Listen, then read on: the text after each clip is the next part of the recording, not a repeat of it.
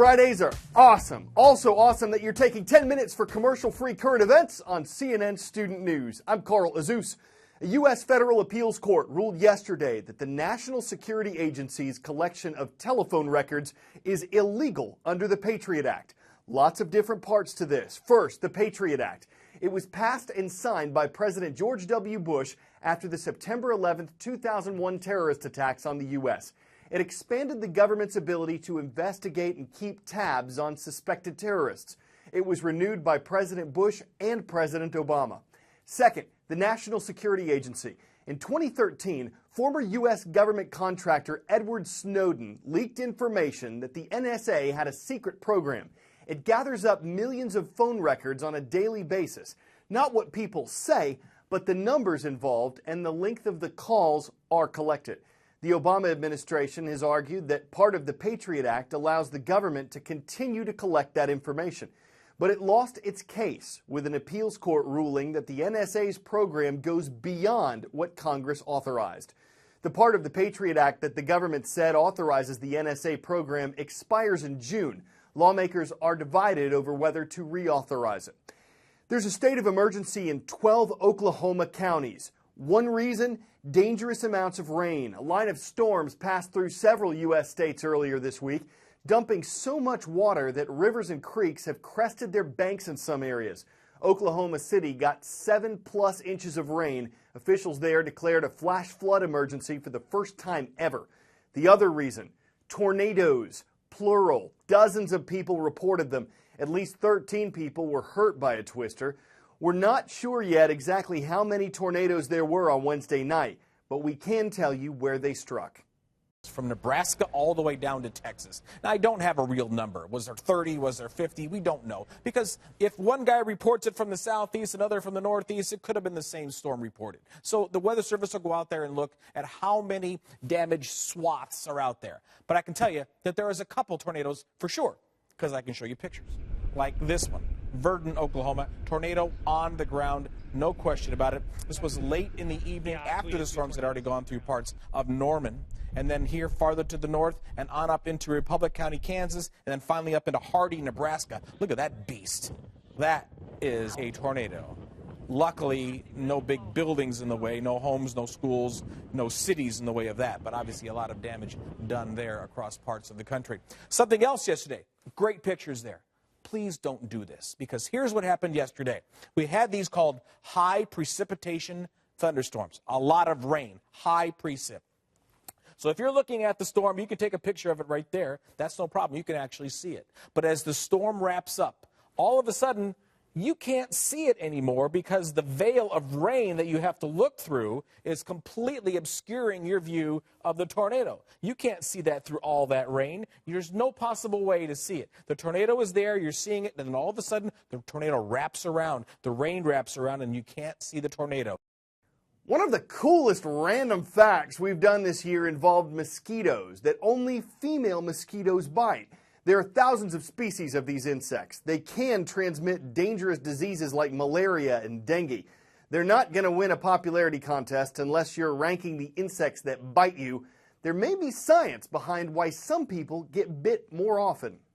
Have you ever noticed when you're out on a summer evening that some of you get bit by mosquitoes much more than others? So what's behind that? Well, it appears that it might be our DNA.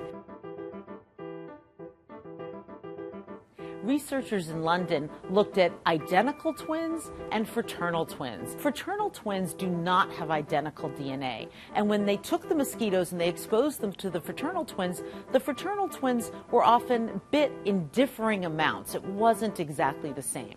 But when it came to identical twins, if one twin got bit quite a bit, then the other twin got bit quite a bit as well. So what's going on here? Well, the researchers hypothesized that it has to do with how we smell. So they wrapped these twins in foil. This is, believe it or not, how you get body odors out. So they could look at the body odors and they could measure them. Now they're going to analyze these odors and see what is it about each odor that mosquitoes like or dislike. So maybe one day in the future, somebody who smells good to the mosquitoes could take a pill so they wouldn't smell so good to mosquitoes. CNNStudentNews.com is our source for Roll Call Schools. This Friday, we're traveling to Partille, Sweden. It's great to be part of your day at Valhamra Middle School. In the land of 10,000 lakes, there are bison on the range. Buffalo High School is in Buffalo. And in the Gem State, there's a city named Kuna. It's home to Idaho's Kuna Middle School. The cavemen with a K are watching. 7.1 billion, the population of Earth. The United Nations expects it to grow to more than 9 billion by 2050, and it expects food production will have to be increased by 70% to feed all of us. Vertical farming could be a solution, filling buildings and skyscrapers with floors of fields and orchards. Critics have voiced a number of concerns about the energy that vertical farms require, the greenhouse gases they may produce, and whether farming without natural soil can be called organic. But the industry is growing upward.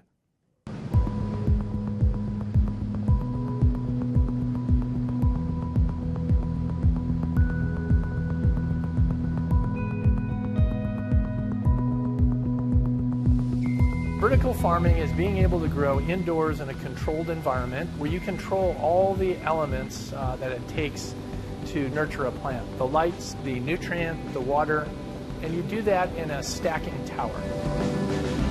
We use very little water to fuel this whole farm. Water and nutrients are pumped in, they gravity drain, and then they recycle. In places that are resource limited, like California, for instance, in terms of water, this could be a really viable alternative. In a vertical farm, you can really grow anything that your system's equipped to grow. We specialize in microgreens, baby greens, culinary herbs, and lettuces. All different farming methodologies have their place. Field farms are great for growing commodity crops, corn, wheat, soybeans. Greenhouses are fantastic for growing cucumbers, tomatoes, peppers. We think the vertical farms are really well suited for leafy greens. So some of the initial concerns with vertical farming were the extreme use of electricity that it would be required to produce or optimize production in, say, indoors. However, with LEDs, we're finding that we can use only a fraction of the energy to produce the same amount of vegetables or leafy greens indoors. We're getting much smarter at how to be more sustainable in our farming, and I think vertical farming will help lead the way on how to make all the agricultural practices more sustainable.